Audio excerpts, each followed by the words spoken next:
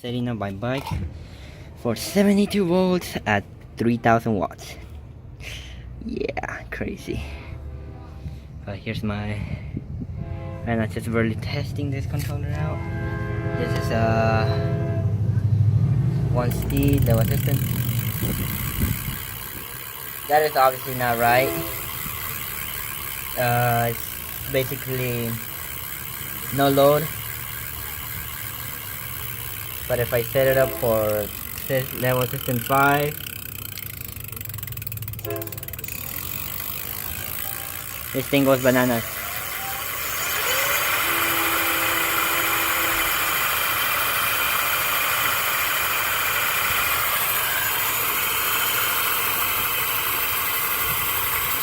This doesn't read watts, so there's some sort of load on it.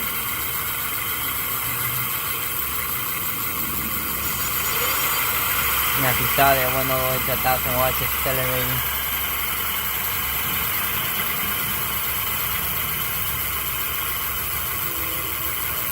This biggest controller right here. 2 batteries.